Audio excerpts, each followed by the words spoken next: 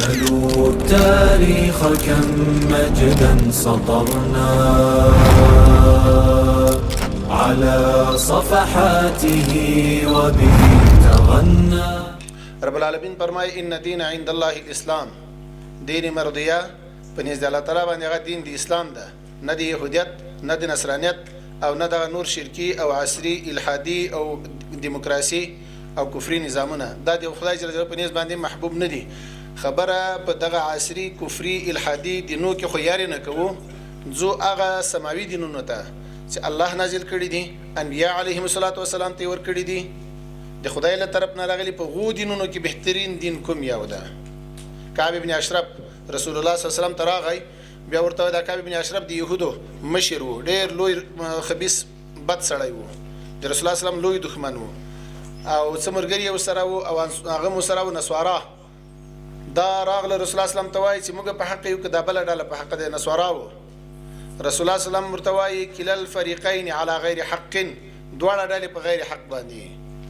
بیا دا آیات الله را نازل کړ ان دین عند الله الاسلام، دین مرضیه په دینونو کې هغه دین د اسلام ده، نه د یهودیت نه د نصرانیت نه د لادینیت نه د الحاد نه د کفر نه د دیموکراسي. دا دینونه خو د الله په نسبت محبوب دینونه نه دي. ولی دین د اسلام محبوب دین ده؟ الله ټول دینونه را نازل کړي وو، خو دا ټول علما ناست دي په دین د اسلام باندې. سابقه ادیان ټول منسوخ دي، یو قابل د عمل نه ده.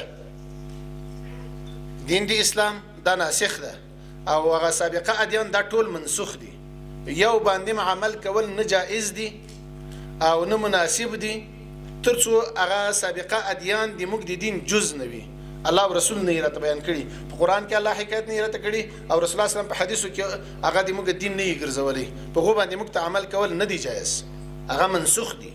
دا یو بهترین دین ده. ولی ځکه دین د اسلام چې ده دا متکفل دین ده. د موږ تاسو د عبادتو د معاملاتو دنیوي امور اخروی امور.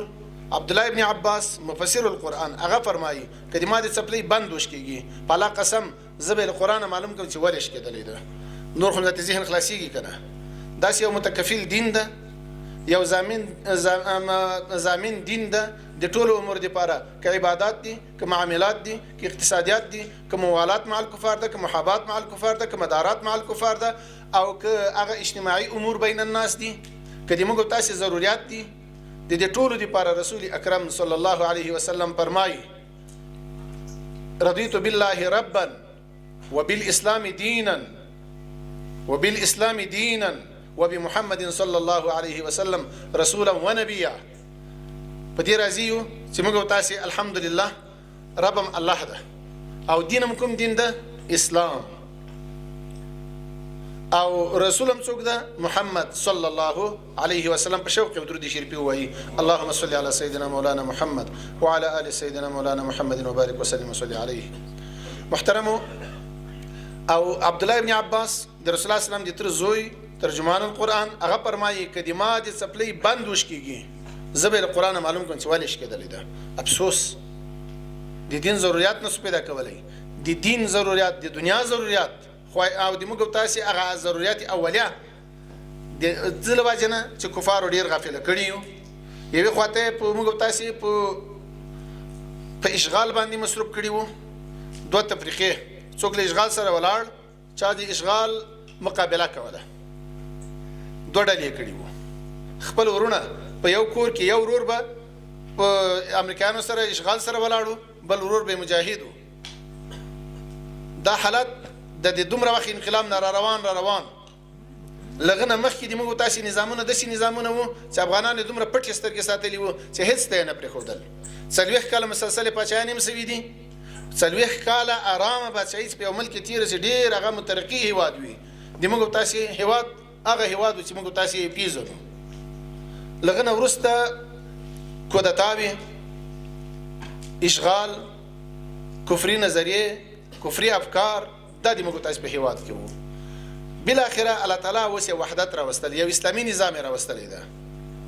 کوشش د مدرسې استاده شیخ صاحب، مولوي صاحب، ملا صاحب، د پوهنتون استاده دکتور صاحب، انجینر صاحب، اقتصاد پوه صاحب، په هر بخش کې چې ته څوک ته د وخت امام غزالی امام غزالی رحمت الله علیه یو صوفي د زمانی وو کته دي صوفي ذات دلته څه حال ده د بعضی مذهبونو خدام دي کنه چې سیاست او دین سره جلا دي بس که چا هغه کاوه دین کاوه نو هغه د جماعت په کند کې ناشتي او که سیاست کاوه هغه ته نه راوځي میدان ته نه راوځي صوفي له دین سره څه کار ده له سیاست سره څه کار ده سیاست ته نه راوځي امام غزالی رحمت الله علیه یو صوفي عالم ده خو هغه څه وایي هر هغه شی چې انسان ضرورت دي که دینی دي که ضروری دي دا لازم دي په واجب دي چې زده کوي به امام غزالی رحمت الله علیه د شفقت او ترحم په بنا یو کتاب لیکي ایها الولد ای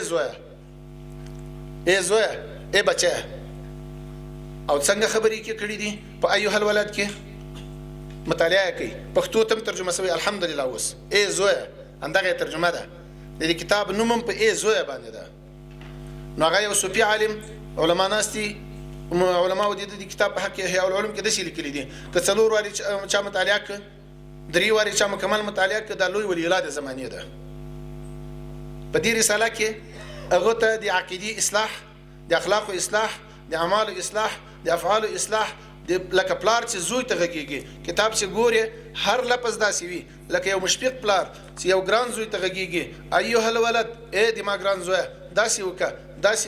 داسې وکه په عقیده کې په اقوالو کې په افعالو کې په اعمالو کې سخت د اصلاح یو بهترینه طریقه کړې ده کلمه پښتنه وکي خواخوږي همدردي د روپۍ شل په زړه کې په خبرو کې په دې خو پیږي کنه په خبرو کې هم دا ظاهرومه چې همدردي زیاته لرم خواخوږي زیاته لرم له ملت سره لرم له ځوان قشر سره لرم له مسلمانانو سره لرم د رسول الله امت سره لرم په الله قسم چې یواري سلامي نه لیکلې دا دې ماده پر دې افسوس ځای نه ده جواب راکې ما ډایرګل دي چې ما داسې ما وایي چې دا پلانکای ده د افسوس ځای نه ده دا د شیخ صاحبان دي والله علم دوی نه یم خبر خدای دې دوی ته توفیق ورکړي ماته دې خدای راکړي د پانتون استاده تا نوټونه ورکړي وي لیکچر به لري د پانتون د شاګرد لپاره لري د پانتون د شاګرد لپاره لري مجبور یې مکلف یې معاش اخلي هغه ته چې درسونه وای هغه د شکایتګيږي هغه ادارې ته شکایت کوي مجبور مکلف یې یو لیکچر به لري یو نوٹ به لري د خپل مضمون لپاره به یو شی لري یو څه به لیکنه کړی وي اسلام ته دې څه کړی دي اسلامي نظام ته دې څه کړی دي د پیغمبر اسلام امتی پښتنه کوم د څه په مینه جواب راکړي د رسول الله صلی الله علیه وسلم امتی صرف زما که تاسو ټول یې علماء هم دعوت یې زکوي راځو به اوس دغه لاین ته چې داسې یو کتاب چې له شفقت او ترحم نه ډک او په کې لیکلي دي د ما ګرانه شاګرده د ما ګرانه زویه د رسول الله ګران امتی دا نوم پکې ده چا لیکلی ده ګوته راته جګه کوي شیخ صاحبان استادان ټول دې ګوته جګه کوي دلته جواب ویلی سو که رب العالمین دا پښتنه شکوي کې چې اے د پانتون استاده اے شیخ صاحب اے ماته وایي شیخ صاحب پلانکای صاحب تا د رسول الله د امت لپاره څه کړي وو څوک به جواب ورکړي دلته چې نو سویلات به څه ویلی سو دلته که زه سوال چې ما یې سره لیکلی راته وایي نوم یې څه ده لاس نه پر لاس راته جګوي چې نوم یې څه ده او په کوم ادرس پیدا کېږي په کومه کتابخانه کې ده راکړه درکوی سمه نو رب العالمین نه چې غایب دي د پانتون استاده د ما د سترګو توره د زړه ټوټې کوشش وکړه د محصل د تدریسي سات لپاره چې څومره خواري کوي دغه د عقیدې د اخلاقو د افعالو د اعمالو لپاره کوشش وکړه یو ورکی مقاله ورته ولیکه د درس په سات کې 15 منټه 2 منټه هغه ورته درس کا د پوهنتون محصل په هر پوهنځي کې چې دي چې د خپل استاد له خلینو کوم شی اوري د مال خلی اوري جواب راکړي لکه پتی زه راکړي د مدرسې شاګرد ته چې کوم استاد ناس ته ولته درس ورته وایي او هغه دغه د اخلاق او د افعال او د اعمال او د اقوال او اصلاح کوي دغه خپل استاد خبره ډیره اوري کله ما دې تا ډیره اوري از دل خیزت بر دل ریاضت کله لزړه کوم خبره کوله شاګرد ته دې لیکلی وو هغه بیا په ټول عالم داسې لګېږي لکه ټول چې تا شاګردان وي.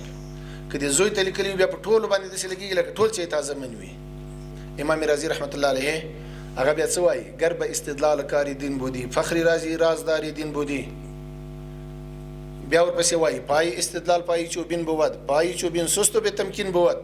په عقل او په استدلال دا کیسې ډېرې نه دي روانې، موږ شریعت مطهره لرو، دین لرو، قرآن لرو، حدیث لرو، فقه شریف لرو چې د ما یو وړکۍ جزیه په هر صورت په هر کیفیت چې وي ته پیش که په شریعت مطهره کې د موږ تاسې په فقه حنفي کې به خامخا دغه جواب موجود وي، خامخا به موجود وي، خامخا به درته پیدا کوو.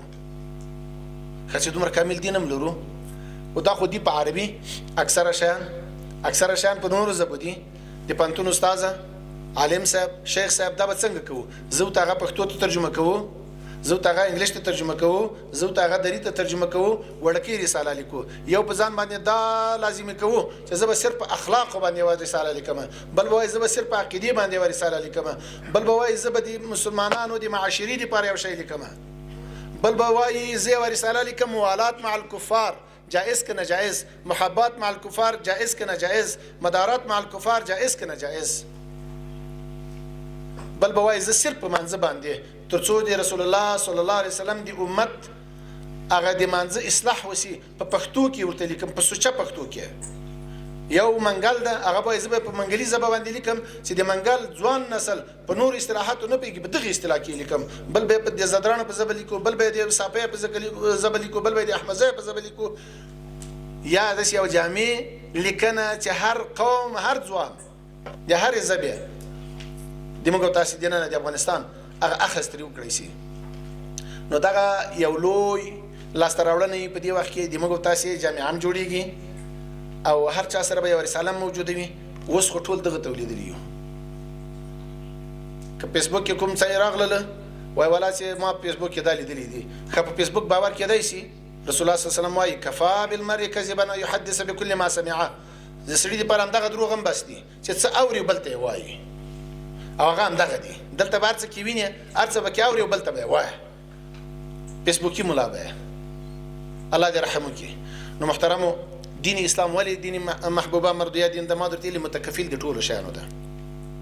سر پکې محفوظ، مال پکې محفوظ، عزت پکې محفوظ، ناموس پکې محفوظ، عقل پکې محفوظ، د انسان اعضاء پکې محفوظ. زر وایم عقل پکې محفوظ ده. الله شراب حرام کړی دي. شراب د ټول نننۍ دنیا خلک هم وایي چې عقل خرابوي. الله حرام کړي که نه دي حرام کړي؟ نو دین محفوظ په دین باندې په قرآن باندې دی عقل محفوظ، مال دین محفوظ ده. په قرآن پاک کې والسارق والسارقة فاقطعوا أيديهما جزاء بما كسبا نكالا من الله. که چا غلا وکړه لاس به پرې کوي. مال محفوظ که محفوظ نه سو. اعضاء محفوظ دي. غلا، زنا یا لاس پرې کېږي یا سړی په دورو کېږي او یا په رجم کېږي. کله دې چې د ټولو شیانو ځان وساته، اعضاء دې محفوظ نه به پرې کېږي، سر دې محفوظ سو، ځان دې محفوظ سو، په تیږو به نه ویشتل کېږي، نه به بدار کېږي، نه به راځړېږي چېرته چې د اسلام حدود ومنله ټول قوانین. همدارنګه عزت دې پکې محفوظ ده، ناموس دې پکې محفوظ ده. چې زنا بنده سول او یو سړی هلته په رجم سو یا په دورو وویل سو، بل سړی بیا زنا کوي، ټول شیان پکې محفوظ دي. اولاد دې محفوظ، نسل دې مخلوط نسو. دا شریعت یو بهترین دین ده. دین د اسلام بهترین دین ده.